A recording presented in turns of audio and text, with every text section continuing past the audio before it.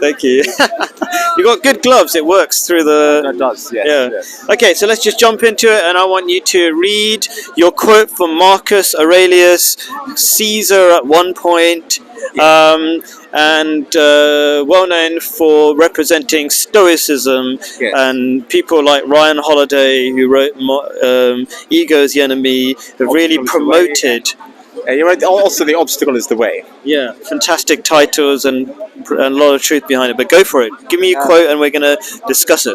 Yeah, this is one that I'm quite fond of, and also Ryan Holiday quite likes as well. And it's basically from Marcus Aurelius' book Meditations, and this is from book 5. I think book 5, paragraph 1? Yeah, book 5, paragraph 1. And it says, "At dawn, when you have trouble getting out of bed, tell yourself, I am rising to do the work of a human being. What do I have to complain about if I'm going to do what I was born for, the things I was brought into the world to do? Or is this what I was created for? To huddle under the blankets and stay warm? But it's nicer here. So, you were born to feel nice instead of doing things and experiencing them? Don't you see the plants, the birds, the ants and spiders and bees going about their individual tasks, putting the world in order as best they can? And you're not willing to do your job as a human being?" I'm going to cut it off there because we're just going to. I don't want to. Like, people might not find it. I want to make sure people find it interesting and whatever. Anyway, so he said the job of a human being, right? And people, if you're atheist, you don't believe there is a definite job or purpose, right? Which makes life, I would say, quite confusing. The other thing I want to say, just to get my brief ideas or main ideas out first, and then we can discuss it, is that life, even despite it being incredibly hard, can be incredibly rewarding, as Marcus Aurelius tries to point out even further down.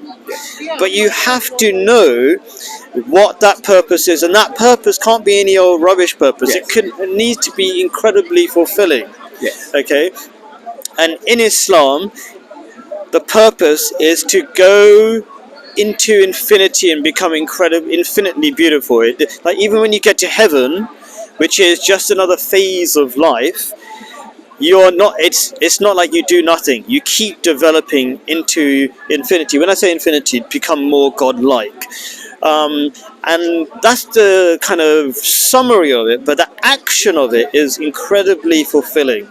We already know that, or psychologists already know that, because they tell us, people like Viktor Frankl, that living a life for other people, what he calls a meaningful life, makes people happy. And that's my experience, even though, whatever, despite whatever difficulties I've been through and whatever. Anyway, so any thoughts? Yeah, no, I think, I guess it's just, yeah, no, I basically agree with that. Having a real purpose is important, and yeah, I mean, we've kind of talked about this a lot before. You know, we need to have more of a sense of community. You know, and looking out for one another. Yeah. Cool. And so this ties in what we were talking about in the other video. Yes, we made part 1, I guess. Part 1, which was about depression, and people who are depressed often struggle just to get out of bed. In fact, maybe if it's a useful statistic, people who are depressed need to sleep more, which shouldn't kind of be surprising. If you're excited about life, like me, I'm eager to jump out of bed unless I'm really sick or whatever, right? But and you can see the reverse is kind of logically going to happen. So I hope that what we're going to talk about here is going to help people get out of bed and be excited about that. And so the key element is purpose. Without that purpose that Marcus Aurelius is talking about, you're in big trouble. Yeah. And so you tell me your own feelings about what could be the job of a human, as he puts it. Well, yeah. I mean, I guess for me, I'm kind of I strive for a degree of righteousness. What is righteousness? I think there's, well, to put it simply, I would say it's developing a heart of compassion and a mind of wisdom. I think so. You're basically saying do good works, and wisdom simply means knowing what those good works Yes, are, basically. the reality of the world. Yeah. So that from that wisdom, you've already realized that just being selfish doesn't make you happy. And if you hadn't got that wisdom, you would take on the so-called wisdom of the TV adverts, which say, buy Yes. more of our stuff. Yeah. Right? So your wisdom has already helped you to come more aligned with the reality of yourself and how the world works. So that's already helped you. And then it's taught you to be righteous, which is a great word, which basically means, as best as you know, to be a good person, because that's actually a really selfish way. So I'm selfishly good, right? Yeah, yeah. Because I tried to be bad in my different ways, and I just got depressed. Yes. Right. So, Yeah. go on. In that sense, yes, I would say, yeah, again, I try to be, I don't know if I am, but I do my best to be selfishly good in the sense, because, Yeah. again, it's kind of going back to this community thing, like, I think, to a certain extent, if you make sure things are working with you physically, mentally, you can kind of use that to kind of help people, like an ambulance, like you try to be like an ambulance, in the sense that you make sure there's gas in the tank, and you make sure everything's operational, so then you can travel around and deliver the necessary aid. But obviously, unlike an ambulance, you don't know how much gas is in the tank, and you're not always in control of how fast or slow you can travel. And obviously, if an ambulance actually worked that way, you wouldn't just go driving round and round the block. Yeah. So just to clarify, you're saying through your metaphor of being an ambulance, it's basically you're trying to help people. Basically, that's yeah, what yeah. it. But so I'm gonna talk about that a little bit, because there's some important elements. Yeah. Because people do, when you said you can't control how fast things. No, I said you're not always in 100% control. You don't know how much gas you got in the tank, and you're not always in 100% control of how fast or how far you can travel. My two words of or points of wisdom I'd like to share that I hope people help people in this situation. One is when you said you don't always know how much gas you have in the tank, basically how much positive energy you have to share. No, that's not what I meant. I meant basically by gas in the tank, I meant you don't know how long you're going to live. Oh, okay, fine. Okay. But in that sense, what you say is also true though. But gas in the tank, yeah, I mean, like potentially, I could go home and right now then get hit by a bus and die today. Sure, because people often have the phrase running on empty. Yeah. Okay, that means you've depleted all your positive energy. And my advice for that is that Prophet Muhammad, peace be upon him, said, yourself has a right upon you. Now, it sounds like a weird way of saying it, but it's essentially saying you have to respect yourself like you respect other people. Because people sometimes who are really kind they say, you know what, I haven't got time to be kind to myself. But that's a contradiction, because you are kind to everybody else and you are also a human being. So I like the phraseology of that little quote. That's a part of a bigger quote about being kind to your wife and so many other things, and other people you have a right to serve as well. And so you said, and also about how I don't believe we should exactly be quite like an ambulance. I'm not, for the sake of, I mean, obviously not literally be an ambulance, but what I mean to say is that another teaching of Islam is about consistency and calmness. So what I mean by that is, the Prophet Muhammad, peace be upon him, said, it's better to do things regularly and small than do things one-off. That's not exactly the quote, but it's basically the quote. But if you just search sayings of Prophet Muhammad consistency, you probably get that quote.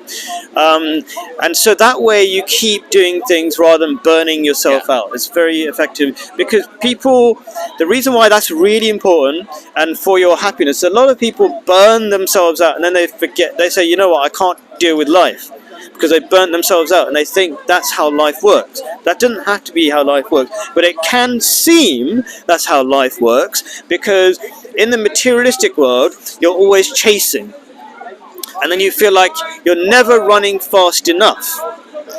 and this is an antidote to that.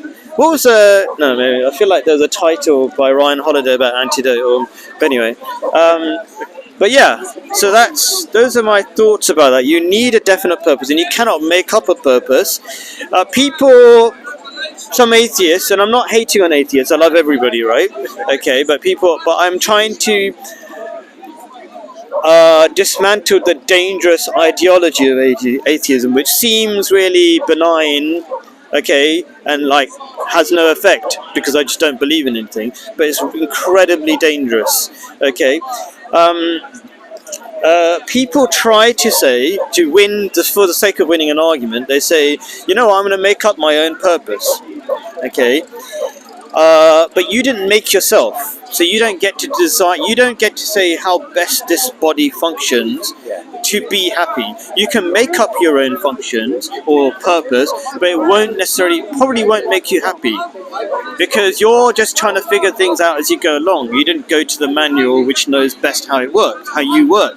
And this is demonstrated in Western society, where people don't actually want to be depressed, but they're getting really depressed because they are deciding their own purpose, which is to get more stuff, be richer, to be better than everybody else, and all that kind of stuff. So just telling a jogger not to get in front of the camera, and he politely agreed. So you cannot invent your own purpose, especially if you believe that there is no purpose. You believe in nihilism, which basically means everything's an accident.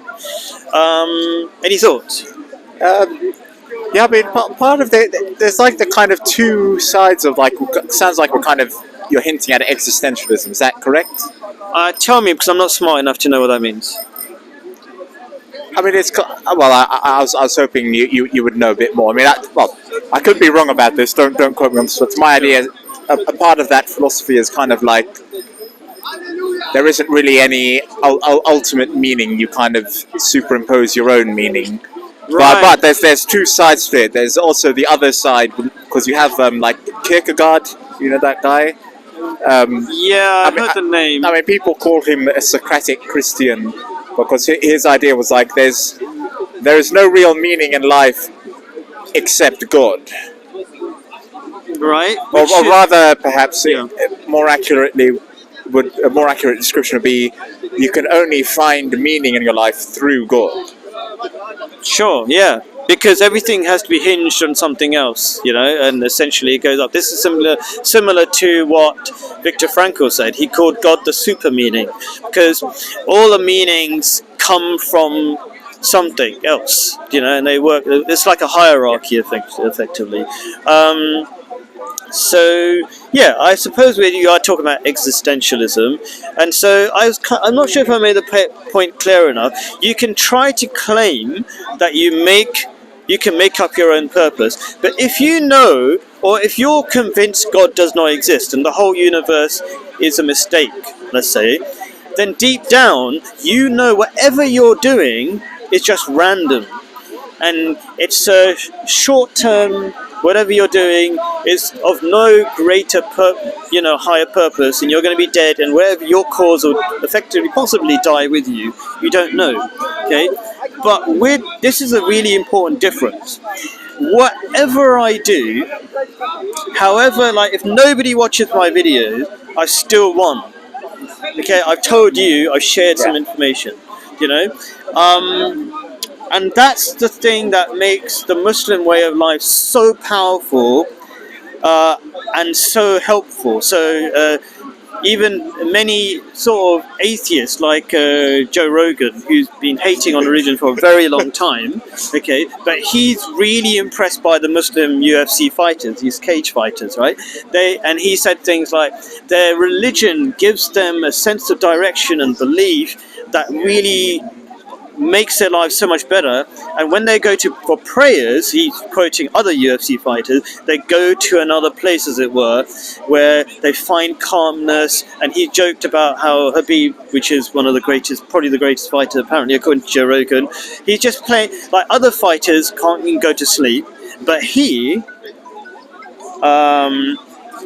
he can just play computer games and just watch TV and then just goes off for a fight and he just sleeps. He even says he just sleeps. So it just you find so much more happiness and direction and everything in your life if you believe in God. Is my short version. Cool. Thank you very much. Thank you.